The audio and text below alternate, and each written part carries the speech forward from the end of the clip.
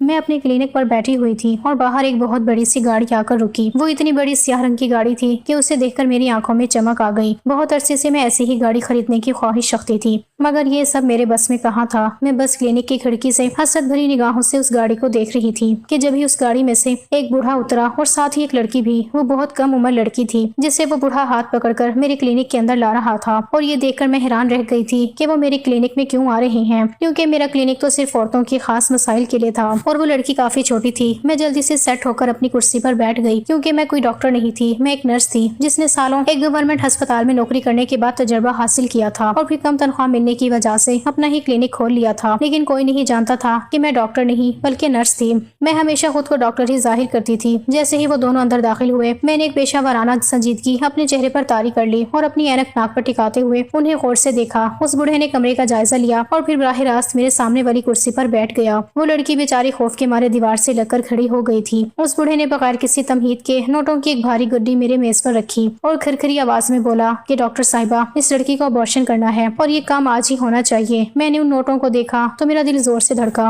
मगर मैंने अपनी तरबियत का फायदा उठाया और चेहरे पर गुस्से के तासुरात लाते हुए उन पैसों को एक तरफ धकेल दिया। मैंने सख्ती से कहा कि आपको शायद गलत फहमी हुई है। मैं खानदानी डॉक्टर हूँ और यहाँ सिर्फ कानूनी और जायज मरीजों का इलाज होता है। आप जिस काम की बात कर रहे हैं वो एक संगीन जुर्म है और मैं अपनी बरसों की इज्जत एक लम्हे में खाक में नहीं मिला सकती। आप मेहरबानी करके यहाँ से तशरीफ ले जाएं। उस बूढ़े के चेहरे पर थोड़ी परेशानी आई और उसने अपनी जेब से एक और गड्डी निकालकर पहली वाली के ऊपर रख दी। वो कहने लगा कि डॉक्टर साहिबा, इज्जत और शोहरत सब पैसों से बनती है। आप बस इस बोझ को खत्म करें। मैं आपको इतने पैसे दूंगा कि आपकी नस्लें याद रखेंगी। मैंने अभी भी हामी नहीं भरी, बल्कि अपनी कुर्सी से खड़ी हो गई और कहा कि ये सिर्फ पैसों का मामला नहीं है, इसमें लड़की की जान को भी खतरा हो सकता है और अगर पुलिस को पता चल गया तो मेरा क्लिनिक सील हो जाएगा।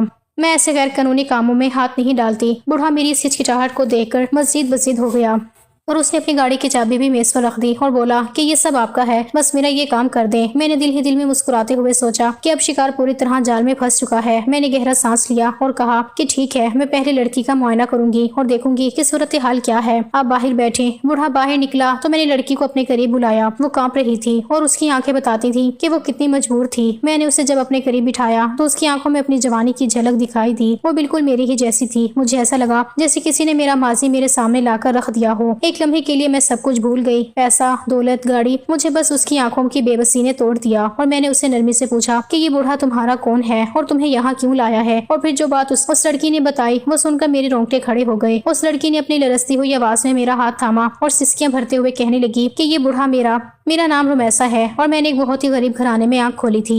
हमारे हालात इतने बुरे थे कि कभी 2 वक्त की रोटी मिल जाती तो कभी फाकों की नौबत आ जाती थी। मैंने बचपन से ही आंखों में डॉक्टर बनने के ख्वाब सजा रखे थे। मैं सफेद कोट पहनकर लोगों की जिंदगी बचाना चाहती थी, लेकिन ये सब कुछ हम जैसे गरीबों के लिए शायद मुमकिन नहीं होता। ख्वाब देखना तो मुफ्त था, मगर उन्हें पूरा करने के लिए जिस सरमाए की जरूरत थी वो हमारे पास कहाँ था। इसीलिए बहुत छोटी सी उम्र से ही मैंने अपनी माँ के साथ काम करना शुरू कर दिया। मेरी माँ शहर के एक बड़े सरकारी अस्पताल में सफाई का काम करती थी। मैं रोजाना उसके साथ जाती और वहाँ की बुबास और फिजा में खुद को ढालने लगी।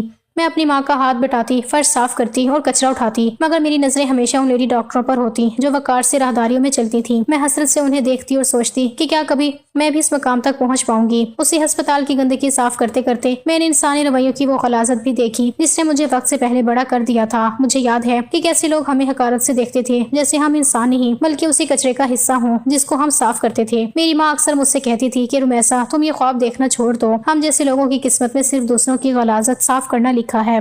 मगर मेरे अंदर की जिद्दी लड़की हार मानने को तैयार नहीं थी। मैंने वहीं छुप छुप कर नर्सों के काम देखना शुरू किए और आहिस्ता आहिस्ता इंजेक्शन लगाना और जख्मों पर पट्टी करना सीख लिया। मैं लोगों से चोरी छुपके बहुत कम पैसे लेकर उनकी मदद करने लगी थी। जहां अस्पताल में उन्हें पर्ची बनवाने के लिए 50 रुपए पड़ते, वहीं मैं 20 रुपए में सिर्फ इंजेक्शन लगा देती। मैं बहुत खुश थी कि सब कुछ ठीक चल रहा है और गरीब मरीज भी मुझसे खुश थे कि उनके कुछ पैसे बच जाते हैं। लेकिन एक दिन एक सीनियर डॉक्टर ने मुझे ये हरकत करते हुए रंगे हाथों पकड़ लिया। वो गुस्से से आग बगोला हो गया और मुझे बाजू से खींचते हुए एक खाली कमरे में ले गया। उसका चेहरा गुस्से से तमतमा रहा था और वो चिल्लाने लगा कि मैं अभी जाकर मैनेजमेंट में तुम्हारी शिकायत करता हूँ। तुम एक खाकरोब की बेटी होकर डॉक्टर बनने की कोशिश कर रही हो। अगर किसी भी मरीज को कुछ हो गया या किसी का रिएक्शन हो गया तो उसका जिम्मेदार कौन होगा? तुम्हें तो सीधा पुलिस के हवाले करना होगा ताकि तुम जैसे लोग अस्पताल के नज्म ज़ब्त से ना खेलें। ये सुनना था کہ میرے خوف سے پاؤں تھر تھر کانپنے لگے اور مجھے اپنا مستقبل تاریک نظر آنے لگا۔ مجھے لگا کہ آج میری ماں کی نوکری بھی جائے گی اور میں جیل کی سلاخوں کے پیچھے ہوں گی۔ میں نے روتے ہوئے ڈاکٹر کے سامنے ہاتھ جوڑے اور اس کے پاؤں میں گر گئی۔ میں نے گڑ گڑا کر کہا کہ ڈاکٹر صاحب، خدا کے لیے مجھے معاف کر دیں، ہم بہت غریب لوگ ہیں، میری ماں کی نوکری چھن گئی تو ہم بھوکے مر جائیں گے۔ میں آئندہ کبھی ایسی غلطی نہیں کروں گی، میں بس غریب کا بھلا چاہتی تھی۔ مگر ڈاکٹر کا دل نہیں پگھلا، وہ مجھے دھکے دے کر باہر نکالنے ہی والا تھا کہ اچانک اس کے لہجے میں ایک عجیب سی تبدیلی آ گئی۔ اس نے مجھے غور سے دیکھا اور پھر دروازہ اندر سے بند کر دیا۔ اس کی آنکھوں میں اب غصے کی جگہ ایک ہوس بھری چمک تھی جو مجھے اندر تک خوف زدہ کر رہی تھی۔ وہ کہنے لگا کہ اگر تم چاہتی ہو کہ میں یہ بات کسی کو نہ بتاؤں اور تمہیں یہاں کام کرنے دوں تو تمہیں میری ایک شرط ماننی ہوگی۔ ڈاکٹر کا غصہ اور اس کا وہ خوفناک لہجہ میرے وجود کو اندر تک جھنجھوڑ رہا تھا۔ میں ساکت کھڑی تھی اور میرے ماتھے پر پسینہ چمک رہا تھا۔ اس نے میری کلائی اتنی زور سے پکڑی ہوئی تھی کہ مجھے اپنی ہڈیوں کے ٹوٹنے کا احساس ہو رہا تھا۔ وہ بار بار مجھے پولیس اور جیل کی دھمکیاں دے رہا تھا اور کہہ رہا تھا کہ تم جیسی 2 ٹکے کی چھوکری کی یہ ہمت کہ تم میرے ہسپتال میں بیٹھ کر اپنی دکان چمکاؤ گی، میں تمہاری ماں کو بھی یہاں سے دھکے دے کر نکلوا دوں گا اور تم دونوں سڑک پر بھیک مانگو گی۔ میں اس کے پاؤں میں گر پڑی اور گڑ گڑا کر اس سے معافی مانگنے لگی۔ میرے آنسو اس کے جوتوں پر گر رہے تھے مگر اس کے دل میں رحم کا نام و نشان تک نہیں تھا۔ وہ جتنا مجھے دھمکاتا میرا خوف اتنا ہی بڑھتا جا رہا تھا۔ مجھے اپنی ماں کا وہ چہرہ یاد آ رہا تھا جو سارا دن ہسپتال کی راہداریوں میں جھاڑو لگاتے ہوئے تھک جاتی تھی۔ اگر اس کی نوکری چلی جاتی تو ہمارا کوئی سہارا نہیں تھا۔ میں نے روتے ہوئے کہا کہ ڈاکٹر صاحب، میں بہت غریب ہوں، مجھ سے غلطی ہو گئی، میں آئندہ کبھی کسی مریض کو ہاتھ نہیں لگاؤں گی، بس میری ماں کی نوکری بچا لیں۔ وہ ایک دم خاموش ہو گیا اور اس نے مجھے جھٹکے سے زمین سے اٹھایا۔ اس کی آنکھوں میں اب وہ غصہ نہیں تھا بلکہ ایک ایسی گندی نظر تھی جو میرے کپڑوں کو چیرتی ہوئی محسوس ہو رہی تھی۔ اس نے میرے چہرے کے قریب آ کر سرگوشی کی کہ رمیسا، تم ہو تو بہت خوبصورت اور اتنی سی عمر میں اتنی ہمت رکھتی ہو کہ اگر تم چاہو تو یہ سب کچھ ختم ہو سکتا ہے،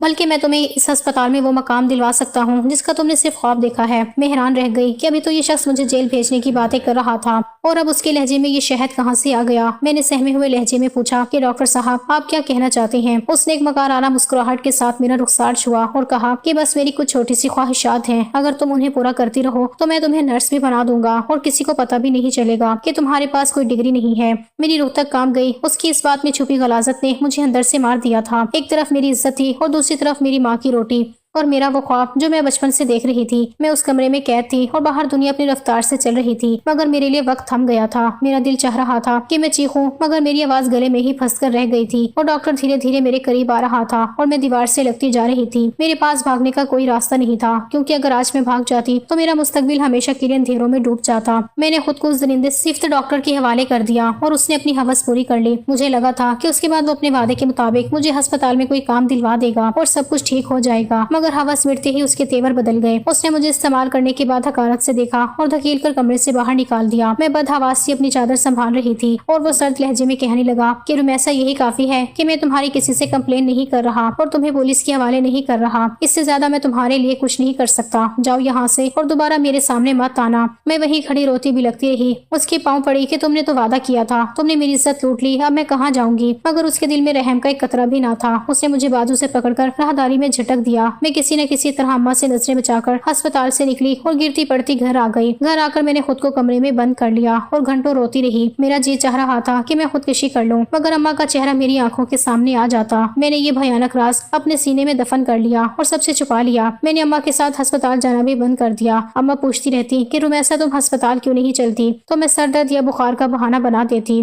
مجھے اس عمارت سے اور اس سفید کوٹ سے اب نفرت ہونے لگی تھی، لیکن قسمت کا کھیل ابھی ختم نہیں ہوا تھا۔ چند دن گزرے تو میری طبیعت خراب رہنے لگی، مجھے چکر آتے اور جی متلاتا تھا۔ میں نے ڈرتے ڈرتے جب خود معائنہ کیا تو میرے پیروں تلے سے زمین نکل گئی کیونکہ میں امید سے ہو گئی تھی وہ گناہ جو مجھ پر زبردستی مسلط کیا گیا تھا اب وہ میرے وجود کے اندر پلنے لگا تھا۔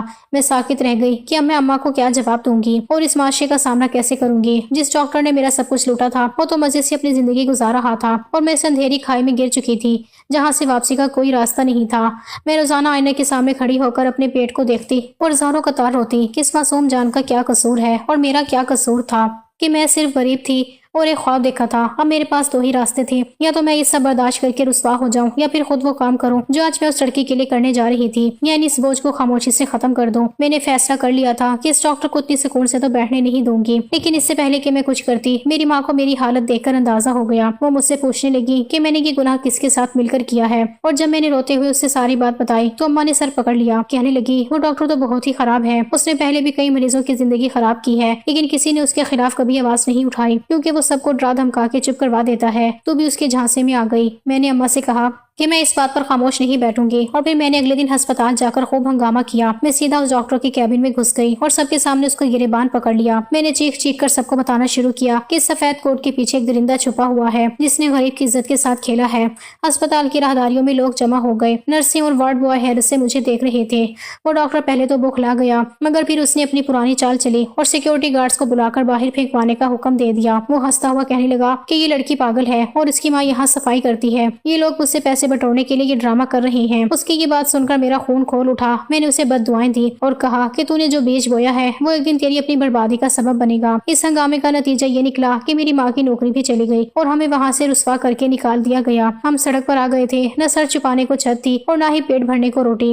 اماں سارا دن روتی رہتی اور مجھے کوستی کہ تم نے ہنگامہ کیوں کیا، اب ہم کہاں جائیں گے، لیکن میرے اندر کی آگ ٹھنڈی نہیں ہوئی تھی۔ میں نے سوچ لیا تھا کہ اگر یہ دنیا مجھے عزت سے جینے نہیں دے گی تو میں بھی اس دنیا کے اصولوں پر نہیں چلوں گی۔ میں نے خود اپنا ابورشن کیا، وہ تکلیف وہ کرب میں کبھی نہیں بھول سکتی۔ میں نے اکیلے اس درد کو سہا اور اس بوجھ کو اپنے وجود سے الگ کر دیا۔ اسی دن میں نے عہد کیا کہ میں نرس بن کر نہیں بلکہ ڈاکٹر بن کر سامنے آؤں گی، چاہے وہ جھوٹ ہی کیوں نہ ہو۔ میں نے شہر کے دوسرے کونے میں ایک چھوٹا سا کمرہ کرائے پر لیا اور وہاں اپنا کلینک کھول لیا۔ میں نے اپنی ماں کو بھی وہیں رکھ لیا اور خود تو ایک تجربہ کار لیڈی ڈاکٹر کے طور پر متعارف کروایا، کیونکہ میں نے ہسپتال میں کام کر کے اتنا کچھ سیکھ لیا تھا کہ میں عام بیماریوں اور خاص طور پر ان معاملات کو ڈیل کر سکتی تھی جو لڑکیاں چھپ کر کروانا چاہتی تھیں۔ میرا کام چل نکلا۔ میں نے اپنی محنت اور اس جھوٹے سہارے کے دم پر اپنا ذاتی گھر خرید لیا۔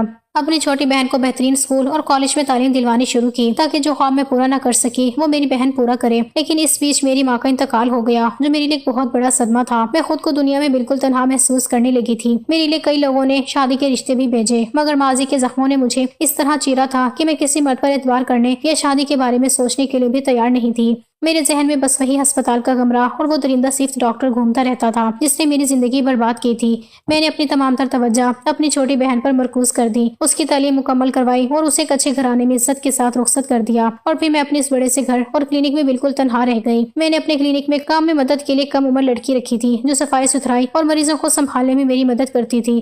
وہ بھی غریب گھرانے سے تعلق رکھتی تھی، اس لیے میں اسے اچھے خاصے پیسے دے دیا کرتی تھی تاکہ اسے وہ سب نہ جھیلنا پڑے جو میں نے جھیلا تھا۔ اتفاق سے پچھلے کچھ دنوں سے وہ چھٹیوں پر اپنے گاؤں گئی ہوئی تھی اور میں کلینک میں بالکل تنہا ہی تھی جب وہ بڑی سیاہ گاڑی میری کلینک کے باہر آ کر رکی تھی۔ اس گاڑی کی چمک اور اس بوڑھے کی جیب سے نکلتی نوٹوں کی گڈیاں دیکھ کر میرے اندر کی وہ لالچی عورت جاگ اٹھی تھی جو برسوں کی محرومیوں کے بعد اب صرف پیسہ بٹورنا چاہتی تھی۔ میں نے اس کم عمر لڑکی کی حالت دیکھ کر ہمدردی کی بجائے اسے لوٹنے کا سوچ لیا تھا۔ میں نے تہیہ کر لیا تھا کہ اس بوڑھے سے اتنی رقم لوں گی کہ میری اگلی زندگی شاہانہ گزرے گی، مگر جیسے ہی اس لڑکی نے اپنا منہ کھولا اور وہ لرزتا ہوا جملہ بولا تو میری ساری منصوبہ بندی دھری کی دھری رہ گئی۔ اس نے میری طرف دیکھ کر کہا کہ ڈاکٹر صاحبہ، یہ بوڑھا میرا مالک ہے، میں اس کے ایک بہت بڑے اور عالیشان بنگلے پر نوکری کرتی ہوں، میں بہت غریب ہوں اور میرا اس دنیا میں اپنی بیمار ماں کے سوا کوئی نہیں ہے۔ میری ماں پچھلے کئی مہینوں سے بستر پر پڑی زندگی اور موت کی جنگ لڑ رہی ہے، ان کے علاج کے لیے مجھے بہت زیادہ پیسوں کی ضرورت تھی۔ میں نے ہر جگہ ہاتھ پھیلائے، ہر کسی سے مدد مانگی، مگر اس بے حس دنیا میں کسی نے میری پکار نہ سنی۔ آخرکار جب میں تھک ہار گئی تو میں نے اسی بوڑھے مالک کے سامنے جھولی پھیلائی اور اپنی ماں کی زندگی کی بھیک مانگی۔ اس نے میری بے بسی کو اپنی ہوس کی ڈھال بنا لیا۔ اس نے مجھ سے کہا کہ وہ میری ماں کے علاج کا سارا خرچ اٹھا لے گا، لیکن اس کے بدلے میں اسے میری جوانی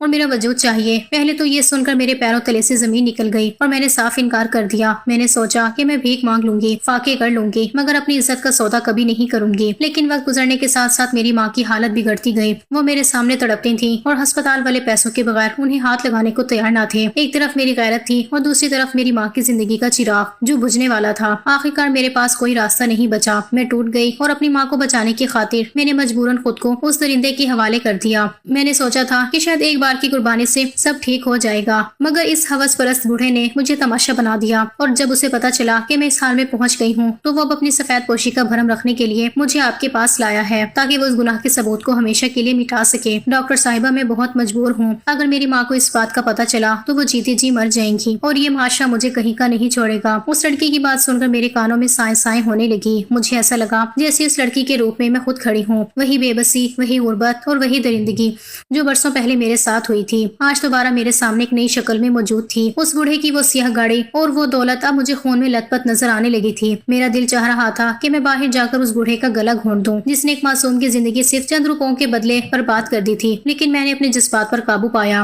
کیونکہ اب مجھے صرف اس لڑکی کو نہیں بچانا تھا بلکہ اس بوڑھے کو ایسی برتناک سزا دینی تھی کہ وہ اپنی باقی ماندہ زندگی موت کی دعائیں مانگتے ہوئے گزارے۔ میں نے اس لڑکی کی آنکھوں میں جھانکتے ہوئے کہا کہ دیکھو، تم اکیلی نہیں ہو، میں تمہاری مدد کرنا چاہتی ہوں، لیکن اس کے لیے تمہیں ہمت دکھانی ہوگی اور میرا ساتھ دینا ہوگا۔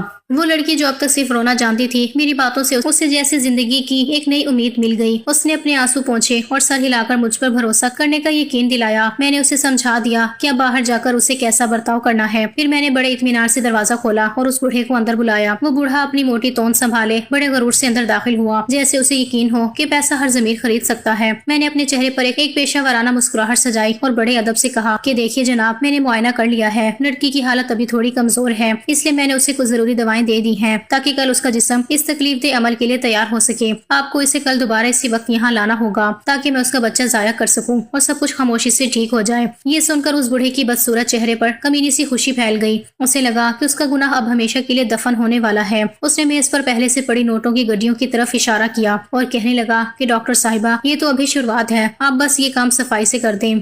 कल जब ये बोझ खत्म हो जाएगा तो मैं वादा करता हूँ कि आपको इस सियाह गाड़ी का तोहफा भी दे दूंगा जो बाहर खड़ी है। और फिर वो उस मासूम लड़की का हाथ पकड़कर फातिहाना अंदाज में वहाँ से चला गया। मुझे उसकी पुश्त देखकर घिन आ रही थी, मगर मैंने अपने गुस्से को दबा लिया क्योंकि मेरा असल वार अभी बाकी था। जैसे ही वो गाड़ी नजरों से उछल हुई, मैंने क्लिनिक का दरवाजा अंदर से बंद किया और अगले दिन का वो खौफनाक मंसूबा तैयार करने लगी जिसने उस बूढ़े की जिंदगी बदल कर रख देनी थी। मैंने सोच लिया था कि उसे सिर्फ पुलिस के हवाले करना काफी नहीं होगा, क्योंकि इस जैसे लोग पैसों के जोर पर छूट जाते हैं।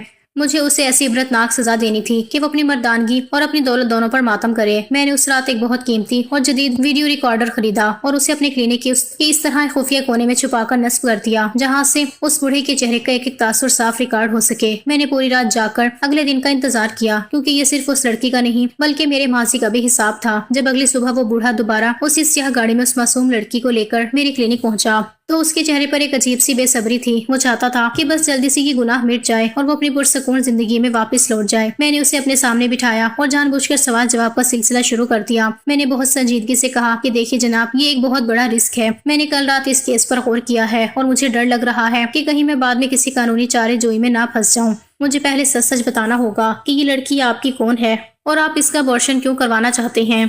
पहले तो वो तिल मिला उठा और साफ कहने लगा कि डॉक्टर साहिबा, मैं ये सब बताना जरूरी नहीं समझता, आपको अपनी रकम से मतलब होना चाहिए। लेकिन जब मैंने सख्ती दिखाई और कहा कि इस मालूमात के बगैर मैं ऑपरेशन नहीं करूंगी क्योंकि मुझे अपनी साख और जान प्यारी है, तो वो थोड़ा नरम पड़ गया। उसने एक हकारत अमेज मुस्कुराहट के साथ मेरी तरफ देखा और कहने लगा कि डॉक्टर साहिबा, आप भी ख्वामखा डर रही हैं। ये लड़की मेरी गरीब मुलाजमा है, इसकी औकात ही क्या है कि ये मेरा कुछ बिगाड़ सके। इसकी माँ अस्पताल में मौत और जिंदगी की कश्मकश में पड़ी है और उसके इलाज के सारे पैसे मैं दे रहा हूँ। बस मैं ये नहीं चाहता कि ये बाद में मेरी बीवी और बच्चों को मालूम हो जाए, क्योंकि माशरे में मेरा एक नाम और मकाम है। इसलिए मैं इसका अबॉर्शन करवाकर इस किस्से को हमेशा के लिए खत्म करना चाहता हूँ। वो बड़ी डिटाई और बेशर्मी से मेरे सामने अपने एक एक गुनाह का इतराफ कर रहा था। उसे अंदाजा ही नहीं था कि उसकी ये तमाम गुफ्तगू और उसका मकार चेहरा इस छोटे से कैमरे में रिकॉर्ड हो रहा है जो उसकी बर्बादी का परवाना बनने वाला था। मैंने उसकी बातें सुनकर अपना गुस्सा जब्त किया और उसे बाहर वेटिंग एरिया में भेज दिया। मैं लड़की को अबॉर्शन के नाम पर ऑपरेशन थिएटर के अंदर ले गई, लेकिन मैंने उसका बच्चा जाया नहीं किया था, बल्कि मैंने उसे पहले ही समझा दिया था कि उसे सिर्फ एक झूठा नाटक करना है। मैंने उसे बेड पर लिटाया और कुछ हालात की आवाजें निकालना शुरू की ताकि बाहर बैठे उस बूढ़े को लगे कि काम शुरू हो चुका है।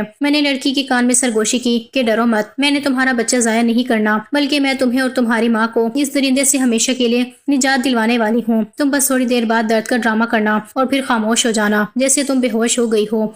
मैंने कुछ देर बाद कमरे में हल्का सा शोर मचाया और फिर बाहर जाकर उस बूढ़े से कहा कि ऑपरेशन मुकम्मल हो गया है और अब आपको वो वादा पूरा करना होगा जो आपने मुझसे किया था। वो खुशी से फूले नहीं समा रहा था, मगर उसे क्या पता था कि असल खेल तो अब शुरू हुआ है। उस बूढ़े के जाने के बाद मैंने वो वीडियो उसकी बीवी के नंबर पर भेज दी, वो नंबर जो मैंने उस लड़की फायजा से लिया था, और साथ ही वो वीडियो सोशल मीडिया पर भी अपलोड कर दी। मैंने बड़ी महारत से उस वीडियो में फायजा का चेहरा तो ब्लर कर दिया था ताकि उसकी पहचान और इज्जत महफूज रहे, लेकिन उस बूढ़े का चेहरा बिल्कुल वाज़ेह रखा था ताकि दुनिया सफेद पोश दरिंदे की असल हकीकत देख सके। देखते ही देखते वो वीडियो आग की तरह फैल गई और सोशल मीडिया पर तेजी से शेयर होने लगी। हर तरफ उस बूढ़े की मजम्मत हो रही थी और लोग उसके खिलाफ कार्रवाई का मुतालबा कर रहे थे। मैंने फायजा को पहले ही समझा दिया था कि यहाँ से निकलने के बाद उसे क्या करना है। मैंने उसे एक नया फोन और सिम दे दी थी और अपना नंबर उसमें महफूज कर दिया था ताकि वो मुझसे राब्ते में रहे। फायजा अपनी बीमार माँ को लेकर शहर के एक दूर दराज इलाके में रूपोश हो गई थी, जहाँ उस बूढ़े का पहुँचना नामुमकिन था। कुछ दिन गुजरे तो फायजा ने मुझे फोन किया और अपनी खैरियत की इत्तला दी। वो बहुत डरी हुई थी, लेकिन उसे मुझ पर पूरा भरोसा था। मैंने उसे तनहा नहीं छोड़ा, बल्कि उसे अपने पास बुलवा लिया और उसे अपने ही घर के हिस्से में पनाह दे दी। मैंने उसकी माँ के علاج کا سارا ذمہ خود اٹھا لیا، کیونکہ اب میرے پاس اس بوڑھے سے لی ہوئی وہ رقم تھی جو اس نے گناہ مٹانے کے لیے دی تھی، مگر میں نے اسے ایک نیکی کے کام میں لگا دیا تھا۔ دوسری طرف اس بوڑھے کی زندگی جہنم بن چکی تھی۔ اس کی بیوی نے وہ ویڈیو دیکھتے ہی اسے گھر سے نکال دیا اور اس کے بچوں نے اس سے ہر قسم کا رشتہ ختم کر دیا۔ معاشرے میں اس کی جو عزت تھی وہ خاک میں مل گئی اور پولیس نے اس وائرل ویڈیو کی بنیاد پر اس کے خلاف تحقیقات شروع کر دی۔ وہ شخص جو کل تک اپنی دولت اور طاقت کے نشے میں چور تھا، اب عدالتوں کے چکر کاٹ رہا تھا اور چھپتا پھر رہا تھا۔ فائزہ میرے ساتھ میرے گھر میں محفوظ تھی۔ اسے دیکھ کر مجھے لگتا تھا جیسے میں نے اپنی ماضی کا وہ قرض اتار دیا جو برسوں سے میرے سینے پر بوجھ بنا ہوا تھا۔ میں نے اسے اپنی چھوٹی بہن کی طرح رکھا اور اسے حوصلہ دیا کہ زندگی ابھی ختم نہیں ہوئی ہے، بلکہ یہ تو ایک نئی شروعات ہے۔ میں نے تہیہ کر لیا تھا کہ اب میرا یہ کلینک صرف پیسہ کمانے کی جگہ نہیں، بلکہ فائزہ جیسی مجبور لڑکیوں کی پناہ گاہ بنے گا، جہاں ان کا سودا نہیں بلکہ ان کی زندگیوں کی حفاظت کی جائے گی۔ پھر ایک دن میں فائزہ کی ماں کے علاج کے لیے اس کے ساتھ اسی سرکاری ہسپتال گئی جہاں کبھی میں فرش صاف کیا کرتی تھی۔ وہاں کی راہداریوں میں چلتے ہوئے پرانی یادیں میرے سینے میں نشتر کی طرح چبھ رہی تھیں کہ اچانک میری نظر اسی ڈاکٹر پر پڑی جو میری زندگی تباہ کرنے کی وجہ بنا تھا۔ اسے دیکھتے ہی میرے اندر نفرت کی چنگاریاں بھر گئیں اور میرا ہاتھ لاشعوری طور پر مٹھیاں بن گیا۔ اس سے پہلے کہ میں اس کے پاس جا کر اپنی برسوں کی تڑپ اور غصہ نکالتی، اس نے مجھے دیکھ لیا تھا۔ وہ جو کبھی غرور اور تکبر کا بت بنا رہتا تھا اب جھکا ہوا اور شکستہ حال لگ رہا تھا۔ وہ خود ہی لڑکھڑاتے قدموں کے ساتھ میرے پاس آیا اور اچانک میرے سامنے ہاتھ جوڑ کر زاروں قطار رونے لگا۔ وہ مجھ سے معافی مانگنے لگا۔ میں ہکا بکا رہ گئی اور حیرت سے اسے دیکھنے لگی کہ یہ وہی شخص ہے جس نے کبھی مجھے دھکے دے کر باہر نکلوایا تھا۔ پھر اس نے سسکیاں بھرتے ہوئے بتایا کہ وہ اپنے گناہوں پر بہت شرمسار ہے۔ اس نے تسلیم کیا کہ اس نے اقتدار اور ہوس کے نشے میں مجھ جیسی بہت سی بے بس لڑکیوں کی زندگی برباد کی ہے، لیکن مکافات عمل نے اسے ایسی سزا دی کہ وہ کہیں کا نہ رہا۔ اس نے روتے ہوئے بتایا کہ قسمت نے ایسا بھیانک کھیل کھیلا کہ اس کی اپنی ہی اکلوتی بیٹی کی زندگی برباد ہو گئی۔ اس کی بیٹی کسی لڑکے کی محبت کی جال میں پھنس گئی تھی اور اس نے اپنا سب کچھ لٹا دیا۔ جب وہ لڑکا اسے چھوڑ کر چلا گیا تو وہ اس رسوائی اور غم کو برداشت نہ کر سکی اور اس نے اپنی جان لے لی۔ وہ ڈاکٹر میرے سامنے زمین پر بیٹھ کر بین کر رہا تھا اور کہہ رہا تھا کہ رمیسا، مجھے میرے کیے کی سزا مل گئی ہے۔ میری بیٹی کی موت نے مجھے جیتے جی مار دیا ہے۔ خدا کے لیے مجھے معاف کر دو، ورنہ میں قبر میں بھی سکون نہیں پا سکوں گا۔ میں ساکت کھڑی اسے دیکھ رہی تھی۔ میرا دل چاہ رہا تھا کہ میں اس پر چلاؤں، اسے کہوں کہ یہ تمہارے اپنے ہاتھوں کی بوئی ہوئی فصل ہے جو آج تم کاٹ رہی ہو، مگر میری زبان جیسے تالوے سے چپک گئی تھی۔ میں نے فائزہ کا ہاتھ پکڑا اور اسے وہاں سے لے کر مڑ گئی۔ میں اسے بنا معاف کیے وہاں سے واپس آ گئی کیونکہ شاید اسے معاف کرنے کا ظرف مجھ میں نہیں تھا۔ کچھ زخم ایسے ہوتے ہیں جو بھر تو جاتے ہیں مگر ان کے نشان کبھی نہیں مٹتے۔ میں نے محسوس کیا کہ قدرت کا انصاف سب سے بڑا ہے جس نے اس شخص کو اسی مقام پر لا کھڑا کیا جہاں اس نے دوسروں کو پہنچایا تھا۔ میں اپنے گھر واپس آ گئی اور فائزہ کو سینے سے لگا لیا۔ اب مجھے احساس ہوا کہ بدلہ لینا ہی سب کچھ نہیں ہوتا، بلکہ کسی مجبور کی زندگی سنوار دینا ہی اصل جیت ہے۔ فائزہ اور اس کی ماں میری فیملی تھے اور میں نے عہد کر لیا تھا کہ میری بقیہ زندگی ان لوگوں کے لیے وقف ہوگی جنہیں اس بے رحم معاشرے نے ٹھکرا دیا تھا۔ میرا کلینک اب صرف ایک علاج گاہ نہیں بلکہ ایک امید کی کرن بن چکا تھا اور میں رمیسا اب ایک جعلی ڈاکٹر نہیں بلکہ ایک سچی مسیحا بن کر جی رہی تھی۔